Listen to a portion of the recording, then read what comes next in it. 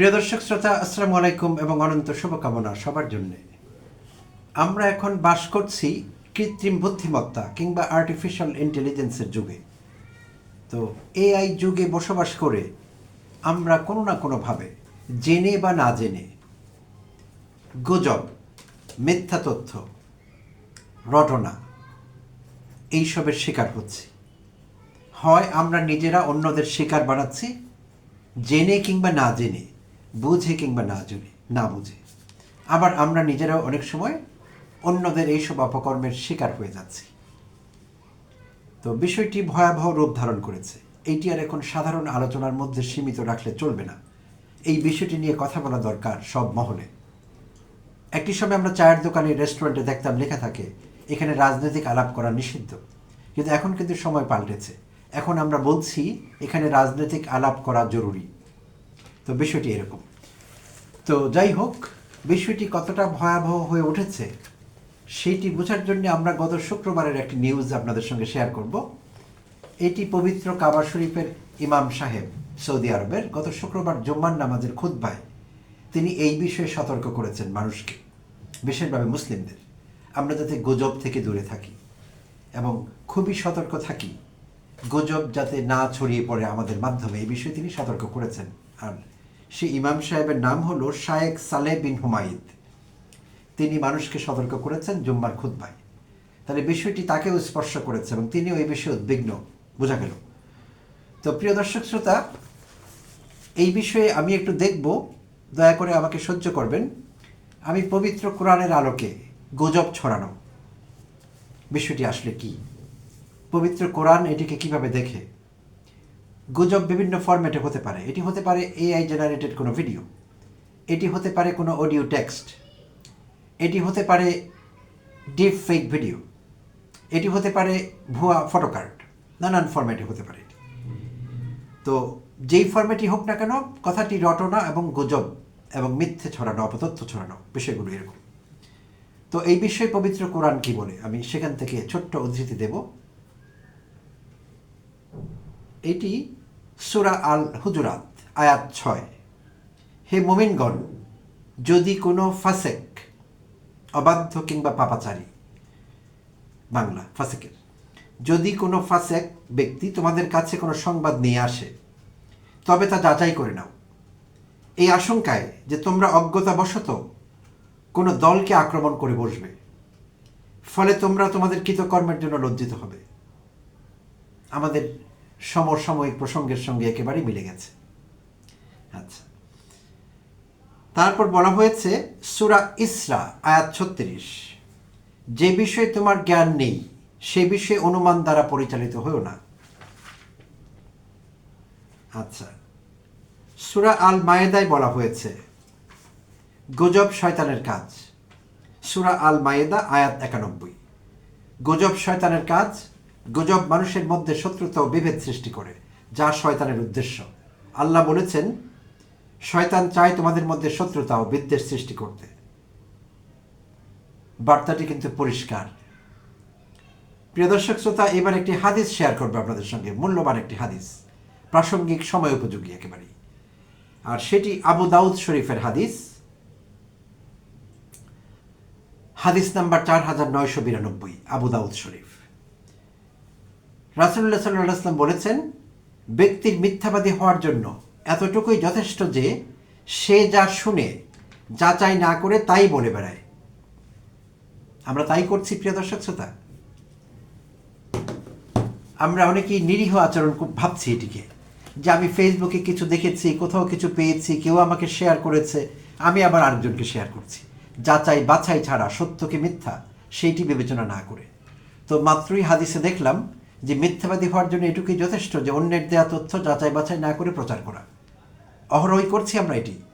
সামাজিক যোগাযোগ মাধ্যম ব্যবহারকারীরা, আমরা যারা ব্যবহার করি, খুব কমই চিন্তা করি যে আমি যে খবরটি শেয়ার করছি, যে তথ্যটি শেয়ার করছি, এটি আদৌ কতটা সত্য, আর এর মধ্যে কোনো সত্যতা আছে কিনা, এবং এইটি সমাজে ব্যাপকভাবে ছড়িয়ে পড়লে কেউ ক্ষতিগ্রস্ত হবে কিনা, সমাজে ফেতনা, ফাসাদ, আতঙ্ক তৈরি হবে কিনা, গোষ্ঠীগত সাম্প্রদায়িক কোনো দাঙ্গা তৈরি হবে কিনা, এই সব কিছু বিবেচনায় নিয়ে শেয়ার করতে হবে। আমরা কিন্তু মোটেই এইসবকে বিবেচনায় নিচ্ছি না। মনের আনন্দে শেয়ার করে চলেছি। মনে হয় যেন এটি একটি পবিত্র কাজ, করতে পারলে আমার খুব সওয়াব হবে, আমি বিশাল লাভবান হব। বিষয়টি এরকম না। তাই দয়া করে আমরা দায়িত্বশীল হব, এটুকু তো আশা করতে পারি এখন থেকে অন্তত। আচ্ছা, তো সম্প্রতি আবহাওয়া সম্পর্কে একটি গুজব ছড়িয়ে পড়েছে সামাজিক যোগাযোগ মাধ্যমে। আর সেখানে বলা হয়েছে, আপনারা অনেকে দেখেছেন নিশ্চয়ই, 45 ডিগ্রি থেকে 55 ডিগ্রি সেলসিয়াসে উঠে যাবে তাপমাত্রা। সময়কাল বলা হয়েছে 29 এপ্রিল থেকে 12 মে। এই সময়ের মধ্যে আমাদের দেশের তাপমাত্রা হবে 45 ডিগ্রি সেলসিয়াস থেকে 55 ডিগ্রি সেলসিয়াস, যেটি অসম্ভব, অবিশ্বাস্য ব্যাপার। আর এরকম হলে আমরা বাঁচবই না, আমরা তো অভ্যস্ত না এরকম টেম্পারেচারে। এবং শুধু তাই না, সেই তথ্যটিতে বলা হয়েছে যে এই সময়কালে কেউ যাতে সকাল 10টা থেকে বিকেল 3টা পর্যন্ত বাসার বাইরে না যান। তার মানে সব লোককে কাজকর্ম, লেখাপড়া, অফিস আদালত, বিশ্ববিদ্যালয়, কলেজ সব কিছু বন্ধ করে দিতে হবে, বাসায় থাকতে হবে। ভয়ঙ্কর তথ্য। আচ্ছা, আর সূত্র হিসাবে সেখানে বলা হয়েছে বেসামরিক প্রতিরক্ষা অধিদপ্তর। এটি কিন্তু বেসামরিক প্রতিরক্ষা অধিদপ্তরের কাজ না, বাট তাদেরকে উদ্ধৃত করে সূত্র বানিয়ে এটা প্রচার করা হয়েছে। আচ্ছা, তো একটি পেজ থেকে প্রচার করা হয়েছে। এটি পেজের নাম হলো দ্যাটস ভোগ বাই সাবরিন। প্রথম আলো এটি খবর করেছে, রিপোর্ট করেছে। এইটি এক ভদ্র মহিলার পেজ, সেখান থেকে মেয়েদের জামা কাপড় বিক্রি করা হয়, নারীদের ফ্যাশন বিষয়ক পেজ। তো সেই পেজ থেকে এই নিউজটি শেয়ার করা হয়েছে। অন্তত 50টির মতো পেজ থেকে শেয়ার করা হয়েছে, প্রথম আলো 1-2 পিক করেছে। তো সেখানে বলা হয়েছে যে এই খবর শুধু আপনি নিজের মধ্যে সীমিত রাখবেন না, দয়া করে শেয়ার করুন যাতে অন্য মানুষও জানতে পারেন। এবং অনেকে জেনারাসলি শেয়ার করেছে, মাশাআল্লাহ। তো সেখানে 19,000 রিয়াকশনস হয়েছে এই রিপোর্ট লেখা পর্যন্ত। 1,000 শেয়ার হয়েছে, 8,000-এর বেশি শেয়ার হয়েছে, 8,000-এর বেশি কমেন্টস পড়েছে 1,000।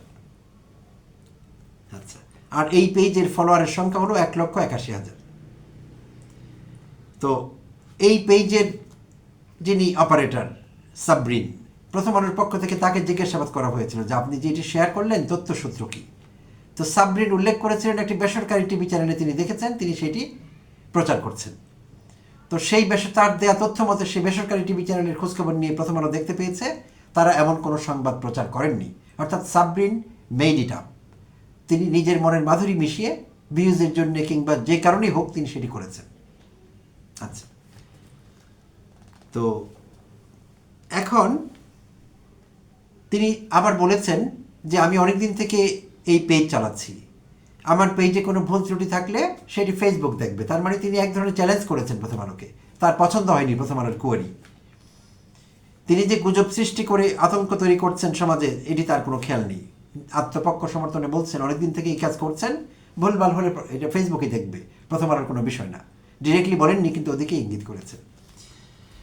তো প্রিয় দর্শক শ্রোতা, বুঝতেই পারছেন সারা দেশে ছড়িয়ে পড়েছে কমপক্ষে 50টি পেজ থেকে এই সংবাদ। কতটা আতঙ্ক তৈরি করেছে, কতটা অনিশ্চয়তা তৈরি করেছে সমাজে। আচ্ছা, গত 23 এপ্রিল সংবাদপত্রের রিপোর্ট, প্রধানমন্ত্রীর মেয়ের ছবি দিয়ে আপত্তিকর পোস্ট, পঞ্চগড়ে কলেজ ছাত্র গ্রেপ্তার। আচ্ছা, পঞ্চগড়ে এক কলেজ ছাত্র শাকিল আহমেদ, তার বয়স 26, ফেসবুকে নিজের ছবির সঙ্গে প্রধানমন্ত্রী কন্যা জাইমা রহমানের ছবি যুক্ত করে অশালীন এবং অগ্রহণযোগ্য বক্তব্য সেখানে তিনি রেখেছেন এবং তাকে গ্রেপ্তার করা হয়েছে। শুধু তাই না, তার বিরুদ্ধে সাইবার অপরাধ আইনে, সাইবার সুরক্ষা আইনে মামলা হয়েছে। আচ্ছা, আরেকটি সংবাদ, সেটি আজ প্রকাশিত হয়েছে সংবাদপত্রে। পানি সম্পদ প্রতিমন্ত্রীকে নিয়ে আপত্তিকর পোস্ট, পঞ্চগড়েরই ঘটনা। ইন্টারেস্টিংলি, পঞ্চগড়ে কলেজ ছাত্র গ্রেপ্তার, আরেক কলেজ ছাত্র। পানি সম্পদ প্রতিমন্ত্রী ও পঞ্চগড় 2 আসনের সংসদ সদস্য ফরহাদ হোসেন আজাদ, তাকে নিয়ে ফেসবুকে আপত্তিকর পোস্ট দেওয়ার অভিযোগে নিশাদ ইসলাম 20 বছর বয়স্ক কলেজ ছাত্র নিশাদ ইসলামকে গ্রেপ্তার করা হয়েছে। সাইবার সিকিউরিটি কিংবা সাইবার সুরক্ষা আইনে তার বিরুদ্ধে মামলা দেওয়া হয়েছে। আর সম্প্রতি যেই বিষয় নিয়ে দেশে প্রায় গৃহযুদ্ধ লেগেই গিয়েছিল ছাত্র শিবির এবং ছাত্র দলের মধ্যে, প্রধানমন্ত্রী কন্যা জাইমা রহমানকে নিয়ে সম্প্রতি অশ্লীল, আপত্তিকর, অগ্রহণযোগ্য একটি পোস্ট, একটি ফটোকার্ড, ভুয়া ফটোকার্ড প্রচার করা হয়েছে। শিবিরের উপর দায় চাপাবার চেষ্টা হয়েছে ছাত্রদলের পক্ষ থেকে, যে শিবির এটি করেছে। শিবিরের একজনের নাম এসেছে এখানে, গতকালকের কন্টেন্টেও বলেছিলাম, মাহমুদ, আবদুল্লাহ মাহমুদের নাম এসেছে। যে আবদুল্লাহ মাহমুদ মূলত শিবির সমর্থিত শিক্ষার্থী ঐক্য প্যানেল থেকে গত ডাকসু নির্বাচনে কার্যকরী পরিষদের সদস্য হিসেবে নির্বাচন করেছিলেন। তিনি ডিরেক্টলি শিবিরের কেউ কিনা জানি না, বাট শিবির সমর্থিত প্যানেল থেকে ডাকসু নির্বাচন করেছিলেন। সো মাহমুদের নাম এসেছে কারণ ছাত্রদলের মায়েদ, তানভীর মায়েদ, মাহমুদের নাম নিয়ে তিনি প্রচার করেছেন তার ফেসবুকে যে মাহমুদ এটি ছড়িয়েছে, এই অশ্লীল ফটোকার্ড। মজার ব্যাপার হলো, রোমার স্ক্যানার ফ্যাক্ট ফাইন্ডিং যে সংস্থাটি আছে, ভুয়া তথ্য যাচাই বাছাই করে, রোমার স্ক্যানার জানিয়েছে বিশাল পোস্টে যে তারা এটি ফাইন্ড আউট করেছে যে মাহমুদ এটি করেনি, ছাত্র শিবিরের কোনো হাত নেই। ঈশান চৌধুরী নামে ছাত্রলীগের কেউ প্রথমে এটি পোস্ট করে তার ফেসবুক থেকে। তারপর অসংখ্যবার ছাত্রলীগ কিংবা আওয়ামী ঘনিষ্ঠ কিছু পেজ থেকে সেটি শেয়ার করা হয় এবং এক পর্যায়ে মাহমুদের ফেসবুকের পেজের কোনো একটি পোস্টের উপর সুপার ইম্পোজ করে সেটি লাগিয়ে দেওয়া হয়। তো সেই সুবাদে তানবীর মায়াত ছাত্র দলের মাহমুদের নাম এখানে জড়িয়ে ফেলেন যে মাহমুদ এটি করেছে। আসলে মাহমুদ এটি করেনি, এবং মাহমুদের নাম যেহেতু জড়িয়ে পড়েছে, মাহমুদ নানান রকম হুমকি পাচ্ছিলেন ছাত্রদলের পক্ষ থেকে। মাহমুদ গিয়েছিলেন বৃহস্পতিবার সন্ধ্যায় শাহবাগ থানায় আত্মরক্ষার জন্য মামলা করতে।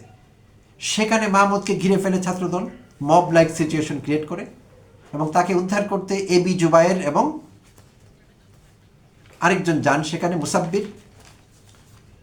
তাদের উপর হামলা হয়, ছাত্রদল তাদের উপর হামলা করে। শুধু তাই না, নির্লজ্জভাবে অন্তত ডজন খানেক সাংবাদিকের উপর হামলা করে, তাদেরকে মেরে আহত করা হয় নানানভাবে। একটি বিশাল ব্যাপার হয়ে দাঁড়ায় এটি। তো যাচাই বাছাই ছাড়া ছাত্রদল এই কাজটি করেছে। এতক্ষণ আমরা কোরআনের আলোকে এবং হাদিস নিয়ে যেসব কথা বলছিলাম, যে যাচাই বাছাই ছাড়া কারো উপর দোষারোপ করা, যাচাই বাছাই ছাড়া কিছু শেয়ার করা, এবং তাতে করে সমাজে দাঙ্গা ফ্যাসাদ, ভুল বোঝাবুঝি, সামাজিক অস্থিরতা তৈরি করা, কারো চরিত্র হনন করা, ভয়ঙ্কর অপরাধ এগুলো, ভয়ঙ্কর। আর এখন এমন পরিস্থিতি দাঁড়িয়েছে যে যে কারো মান সম্মান যে কোনো সময় যেতে পারে। এটি পরিষ্কারভাবে এই তথাকথিত সোশ্যাল মিডিয়া, এটির ভালো দিক যেমনি আছে, মন্দ দিকের তো অভাব নেই। এটি এখন চরিত্র হননের একটি প্রধান হাতিয়ার হিসেবে দাঁড়িয়েছে, ক্যারেক্টার অ্যাসাসিনেশনের একটি বড় মাধ্যম হয়ে দাঁড়িয়েছে। কারণ বেশিরভাগ লোক যারা সোশ্যাল মিডিয়া ব্যবহার করেন দায়িত্বশীল আচরণ করছেন না। প্রিয় দর্শক শ্রোতা, আমরা নিজেকে জিজ্ঞেস করলে পেয়ে যাব আমরা গত 1, 2, 3, 4, 5 বছরে কত জিনিস বুঝে না বুঝে শেয়ার করেছি। নিজেকে জিজ্ঞেস করলে উত্তরটি পেয়ে যাব, কতটা দায়িত্বশীল আচরণ আমরা করেছি। তো আগে যদি না করে থাকি, দয়া করে এখন থেকে করব, না হলে সমাজে দাঙ্গা ফেসাদ থামানো যাবে না, পরিস্থিতি ভয়াবহ হতে পারে। আজকে আমার কারণে, আমার একটি ভুল শেয়ার করবার কারণে, আমার অজ্ঞতার কারণে অন্য একজনের চরিত্র হনন হবে, ভিকটিম হবেন তিনি। কালকে তার একটি ভুলের জন্য আমার চরিত্র হনন হবে, আমি ভিকটিম হব, আমার পরিবারের সদস্যরা ক্ষতিগ্রস্ত হবে। তো এখন কথা হলো, কেউ হয়তো এখানে আমার সঙ্গে বিতর্ক করবেন যে সাইবার সিকিউরিটি আইনে মামলা হলো কেন। আমি মনে করি খুব ভালো হয়েছে। একটা না, সুযোগ থাকলে মামলা 3টা, 4টা, 5টা করে দেওয়া দরকার এই দুর্বৃত্তদের বিরুদ্ধে। এই যে কলেজ ছাত্র নামের দুর্বৃত্তরা কিংবা অন্যান্য জায়গায় অন্যরা, ছাত্র নাও হতে পারে, তারা যে অপরাধগুলো করছেন, সরকারের সমালোচনা করা এক জিনিস, প্রতিদিনই আমি করছি। আমি অন্তত 2-3টা ভিডিওতে প্রতিদিন সরকারকে তুলোধুনো করছি, সরকারের সমালোচনা করছি, প্রধানমন্ত্রী তারেক রহমানের বিরুদ্ধে কথা বলছি, বিরুদ্ধে মানে জাস্টিফাইবলি বলছি, কোনো রং করলে সেগুলো ইন্ডিকেট করছি। আমার মতো হাজারো কন্টেন্ট ক্রিয়েটার সেই কাজটি করছেন। সেটি এক বিষয়ে, সরকারের ব্যর্থতা, সরকারের মিসম্যানেজমেন্ট, সরকারের দুর্নীতি, এসবের সমালোচনা করা। কিন্তু যা ঘটেনি, আমি যদি প্রচার করে দিই অমুক মন্ত্রী 100 কোটি টাকা মেরে দিয়েছে, অমুক এত টাকা নিয়ে ভেঙে গেছে, এগুলো ঘটেনি। সো আমার এগুলো বলবার কোনো রাইট নেই, আর আমি এগুলো বলতে পারবো না। I am not allowed to say that. এবং এইটি আমার ফ্রিডম অফ স্পিচের মধ্যে পড়ে না। আমরা অনেকে মনে করি freedom of speech, freedom of expression, freedom of concerns, না, এই ফ্রিডম এটি অ্যালাউ করে না। এই ফ্রিডম আমাকে কেউ দেয়নি। আমি যা ইচ্ছে তাই বলতে পারবো না, যা ইচ্ছে তাই শেয়ার করতে পারবো না, এবং কারো চরিত্র হনন করতে পারবো না। এটি চরিত্র হনন সরাসরি। প্রধানমন্ত্রী কন্যা জাইমার সঙ্গে যা হয়েছে, আমি সেই অসভ্য বেজন্মাদের পক্ষ থেকে জাইমাকে সরি বলছি। তারা তো বলবে না, আমি বলছি, এবং আমি তাদেরকে বেজন্মা মনে করি। তাদের কোনো জাতকুল নেই, তারা মানুষ হতে পারে না। জাইমার বিরুদ্ধে যে অসভ্যতা তারা করেছে, যে ফটোকার্ড তারা বানিয়েছে, এটি কোনো বেজন্মা লোক ছাড়া কেউ করতে পারে না। আমি দেখলাম অনেকে কন্টেন্ট বানিয়েছেন সেই পোস্ট ভুয়া ফটো কার্ডের ছবিগুলো তারা দিয়েছেন, স্ক্রিনশট তারা ব্যবহার করেছেন, আমার রুচিতে কুলোয়নি, আমি সেগুলো শেয়ার করতে চাইনি, আমি আমার থাম্বনেইলে দেইনি। গতকাল একটি ভিডিও বানিয়েছিলাম, আমি এটি করিনি, আমার রুচিতে বেঁধেছে। তো এটি হতে পারে না। প্রধানমন্ত্রী তারেক রহমানের সঙ্গে আমাদের অনেক ইস্যুজ আছে, we have thousands of issues with them. তারা জুলাই সনদ বাস্তবায়ন করতে দিচ্ছে না, তারা গণভোটের বিরোধিতা করছে, তারা এখন জনস্বার্থ বিরোধী অবস্থান তাদের। এইটি নিয়ে সংসদের বাইরে আমরা কথা বলবো, তুলোধুনো করবো, সব চলবে। But why his family? তার পরিবারে কেন হাত দেওয়া? জাইমা আমাদের মেয়ে, তার উপর কেন হাত দেওয়া? জাইমার কি অপরাধ এখানে? শুধু এখন জাইমা, তাসনিম যারাকে নিয়ে ওই অসভ্যতা অনেককে করতে দেখেছি, অনেক অসভ্য ইতর ছোট লোককে দেখেছি অসভ্যতা করতে। এদের নিয়ে অসভ্যতা করলে আমরা ছেড়ে দিব না, আমরা ছিঁড়ে ফেলবো তাদেরকে, যারাই করুক সেটি। এবং সরকারের কাছে জোর দাবি জানাচ্ছি, এই বিষয়ে কঠোর আইন করুন, বিরোধী দলকে সঙ্গে নিয়ে যৌথ কমিটি করুন, এবং যারাই কারো চরিত্র হনন করবে পারপাসলি, বিশেষভাবে নারীদের নিয়ে মিথ্যাচার করবে, তাদের চরিত্র হনন করবে, এবং এইভাবে কারো বিরুদ্ধে বানিয়ে কথা বলবে, যা ঘটেনি তা বলবে মত প্রকাশের স্বাধীনতার নামে, নো, অ্যাবসলিউটলি নট। আমি মত প্রকাশের স্বাধীনতার খুব পক্ষের লোক। আমি যতদিন ধরে কন্টেন্ট বানাচ্ছি, আমার চ্যানেলে দয়া করে ঢু মেরে দেখবেন, আমি মত প্রকাশের স্বাধীনতার লোক, স্বাধীনতার পক্ষের লোক। কিন্তু কোনোভাবে আমি এগুলোকে মত প্রকাশের স্বাধীনতা বলতে পারছি না। Under no circumstances I never do that. এবং কখনোই সেটি আমি করবো না, মানবো না, কোনোভাবেই না, হতে পারে না সেটি। এই অসভ্যতা কোনো পিশাচ ছাড়া, কোনো বেজন্মা লোক ছাড়া করতে পারে না, এটা ইটস ইম্পসিবল, হতে পারে না এটি। এবং সেটি যারা মনের আনন্দে না বুঝে শেয়ার করছেন, তারাও সেই দলে পড়েন আমি মনে করি। এই গালিগুলো তাদের জন্য প্রযোজ্য। এবং ডিকশনারিতে যত গালি আছে, যত ছি আছে, সব তাদের দিকে ছুড়ে মারলাম, যারা সমাজে ফেতনা ফেসাদ তৈরি করছেন, গোষ্ঠীগত সাম্প্রদায়িক দাঙ্গা তৈরি করবার সিচুয়েশন তৈরি করছেন, কারো চরিত্র হনন করছেন, বিশেষভাবে নারীদের হামলা আক্রমণ করছেন ডিজিটালি। এই অসভ্যতা বন্ধ করতে হবে।